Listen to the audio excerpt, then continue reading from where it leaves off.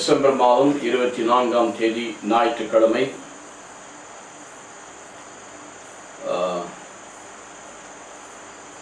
லூக்கா நற்செய்தி 2வது அதிகாரம் 1 - 14 உள்ள இறை வசனங்கள். அக்காலத்தில் அகஸ்து சீசர் தம் பேரரசு முழுவதும் மக்கள் தொகை கணக்கிடுமாறு கட்டளை பிறப்பித்தான். அதன்படி சீரியா நாட்டு கிரேனு என்னும் ஆளுநராய் இருந்தபோது முதன்முறையாக மக்கள் தொகை கணக்கிடப்பட்டது. தம் பெயரை பதிவு செய்ய அனைவரும் அவரவர் ஊருக்கு சென்றனர். தாவீதின் வழிமரபரான யோசேப்பும் தமக்கு மன ஒப்பந்தமான மரியாவோடு பெயரை பதிவு செய்து கொள்ள கலிலேயா நாசரேத் ஊரிலே இருந்த யூதேயாவில் பெத்லெகேம் என்ற தாவீதின் ஊருக்கு சென்றார். மரியா கருவுற்றிருந்தார். அவர்கள் அங்கு இருக்கும்போது மரியாவுக்கு பேறு காலம் வந்தது. அவர் தம் தலைமகனை பெற்றெடுத்தார். விடுதியில் அவர்களுக்கு இடம் கிடைக்கவில்லை. எனவே பிள்ளையை துணிகளில் புதித்து தீவிர தொட்டியில் கிடத்தினார். அப்போது அப்பகுதியில் உள்ள வயல்வெளியில் இடையர்கள் தங்கி இரவெல்லாம் தங்கள் கிடையை காவல் காத்து கொண்டிருந்தார்கள். திடீரென ஆண்டவருடைய தூதர்கள் முன் தோன்றி ஆண்டவருடைய மாட்சி அவர்களை சுற்றி குளிர்ந்தது. மிகுந்த அச்சம் அவர்களை ஆட்கொண்டது. வானதூதரிடம், அஞ்சாதீர்கள், இதோ எல்லா மக்களுக்கும் பெரும் மகிழ்ச்சி ஊட்டும் நற்செய்தி உங்களுக்கு அறிவிக்கிறேன். இன்று ஆண்டவராகிய மெசியா என்னும் மீட்பர் உங்களுக்காக தாவீதின் ஊரிலே பிறந்திருக்கிறார். குழந்தையை துணிகள் சுற்றி தீவன தொட்டிகளில் கிடைத்திருப்பதை காண்பீர்கள். இதுவே உங்களுக்கு அடையாளம். உடனே வானதூதர் பேருணி அந்த தூதருடன் சேர்ந்து உன்னதங்களில் கடவுளுக்கு மாட்சிமையும் உலகில் அவருடைய தயவு பெற்றவருக்கு அமைதி உண்டாகட்டும் என்று புகழ்ந்தது. எனக்கு அருமையான சகோதர சகோதரிகளே, உங்களுக்கு பெரும் மகிழ்ச்சி ஊட்ட நற்செய்தியை அறிவிக்கிறேன். 10வது வசனத்திலே இந்த இடையர்களுக்கு முதலாக நற்செய்தி அறிவிக்கப்படுகிறது. கன்னிமரியாளுக்கு நற்செய்தி அறிவிக்கப்பட்டதை லூக்கா நற்செய்தி 1 அதிகாரம் 26 - 38 வசனங்களிலே பார்க்கிறோம். ஆனால் இயேசு பிறந்தபோது இந்த நற்செய்தி என்ன சொல்லுகிறார்? வானதூதர் அவரிடம், அஞ்சாதீர்கள், இதோ எல்லா மக்களுக்கும் நாட் ஒன்லி யூ, எல்லா மக்களுக்கும் பெரும் மகிழ்ச்சியூட்ட நற்செய்தி உங்களுக்கு அறிவிக்கிறேன். எனக்கு அருமையான சகோதர சகோதரிகளே, யாருக்கு இந்த நற்செய்தி முதலாக அறிவிக்கப்படும்? எப்படி இயேசு உயிர்த்த பிறகு மக்தலேன் மரியாளுக்கு முதலாக தன்னை வெளிப்படுத்தினார். ஏனென்றால் அந்த கல்லறை விட்டு போகாமல் சீடர்கள் கூட வந்து பார்த்து விட்டு விசுவசித்து போய்விட்டார். யோவானும் பேதுரும் மேல் மாடிக்கு ஓடிவிட்டார். ஆனால் மக்தலேன் மரியாள் அங்கே கல்லறையை சுற்றி கொண்டிருக்கிறாள். அவள் மீண்டும் அந்த கல்லறை பக்கத்திலே இருந்து காத்து கொண்டிருக்கிறாள். அதனுடைய விளைவுதான் உயிர்த்த கிறிஸ்து முதலாக அந்த மக்தலேன் மரியாள் காட்சி. அதே போல இங்கு வானதூதர் இந்த நற்செய்தியை அறிவிக்கிறது இந்த இடையர்களுக்கு,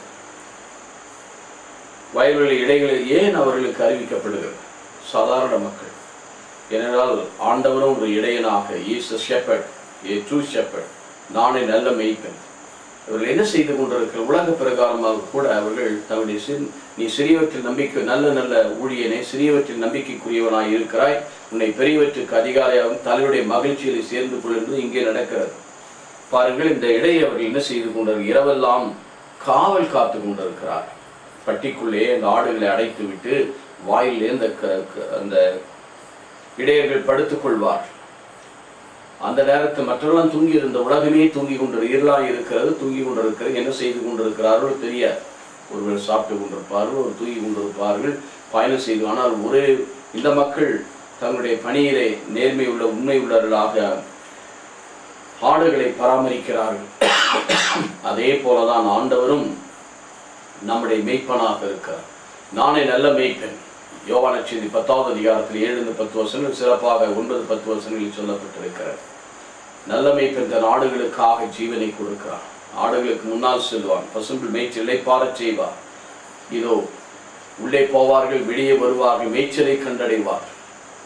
திருடன் திருடுவதற்கும் கொள்ளுவதற்கும் அழிப்பதற்கன்றி வேறு எதற்கு வரான். நானோ என் ஆடுகள் ஜீவன் பொறுப்பொருட்டு வந்தேன். ஜீவனை கொடுக்க வந்த ஆண்டவர் அந்த ஆட்டு இடையர்களுக்கு முதலாக அவர்களுக்கு இருந்தால் they will consider me nothing. அந்த சமுதாய சமூகத்திலே அவர்கள் சாதாரண மக்களாக இருக்கிறார்கள். அவர்களுக்கு தோன்றி உங்களுக்கு பெரும் மகிழ்ச்சியும் ஊட்டும் நற்செய்தி அறிவிக்கிறேன். என்ன மகிழ்ச்சி ஊட்டும் நற்செய்தி? என்ன மகிழ்ச்சி அறிவிக்கிறார்? இன்று, டுடே, பல நாட்கள் மக்கள் காத்து கொண்டிருக்கிற மெசியா வருவார், மீட்பர் வருவார், எங்களுக்கு எல்லாம் உணர்த்துவார். சமாரிய பெண் கூட சொன்னால் அல்லவா, இது மெசியா வருவார், அவர் எல்லாவற்றையும் எங்களுக்கு உணர்த்துவார் என்று.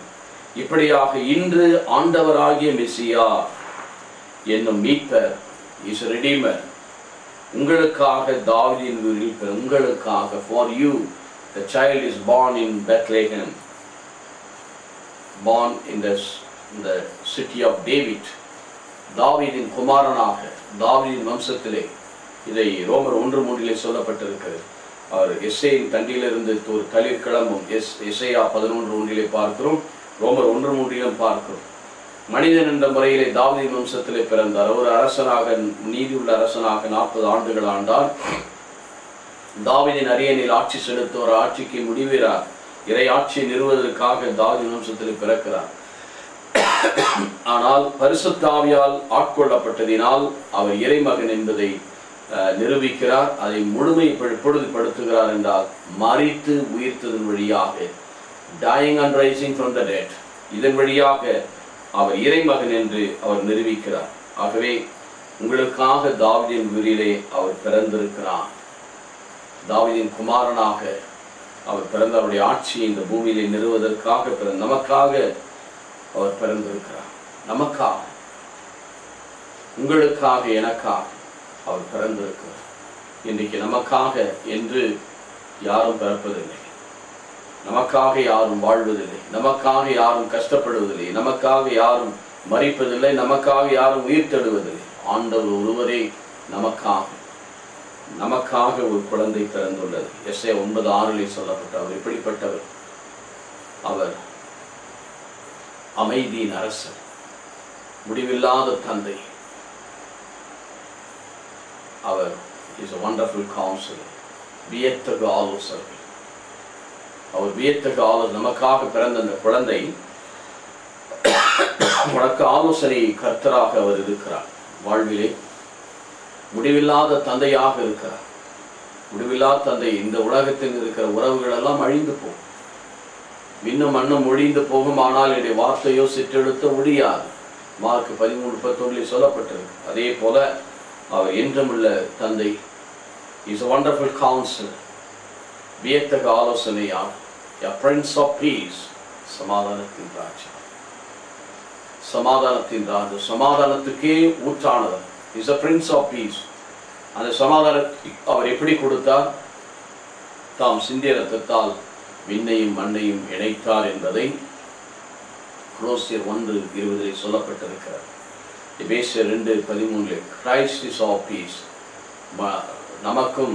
நமக்கு எதிராக இருந்த தடை சுவற்றை உடைத்தெறிந்து தூரத்தில் இருந்த உங்களையும் அருகில் இருந்த அவர்களையும் ஒன்றிணைத்தார்.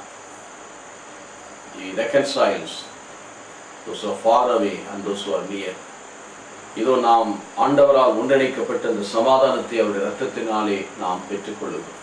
உண்மையிலே ஒரு பெரிய ஆசீர்வாதம். நமக்காக இந்த குழந்தை பிறந்திருக்கிறது. இந்த குழந்தை வியத்தகு ஆலோசனையாளராகவும் முடிவில்லாத தந்தையாகவும், இதோ அவர் நமக்கு என்றுமே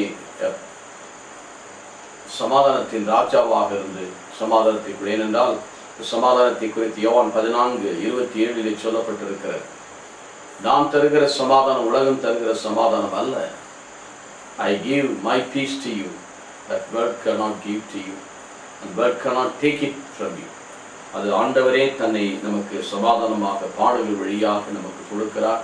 அதை நிறைவாக பெற்றுக்கொண்டு இதோ சாதாரண இடையர்களுக்கு பெரும் வகை கிரேட் மெசேஜ், மகிழ்ச்சி. நமக்காக ஒரு குழந்தை பிறந்துள்ளது, உங்களுக்காக ஒரு குழந்தை பிறந்துள்ளது என்று சொன்னது போல நமக்காக ஒரு குழந்தை பிறந்துள்ளது. அந்த குழந்தை ஆதாயமாக்கவும் நாம் அவருடைய குழந்தைகளாக மாறுவோம். மற்றவர்களையும் கடவுளுடைய பிள்ளைகளாக ஏற்று வாழ செபிப்போமா? நேற்றும் இன்றும் என்று மாறாத எங்கள் நல்ல ஆண்டவரே, நீ விடுதலை தருகிறேன். உடைய ஆசீர்வாதங்களை மூடி மறைத்துக் கொள்ளும். தொடர்ந்து எங்களை காத்து ரட்சியும். இயேசுவின் நாமத்தில் நல்ல பிதாவே.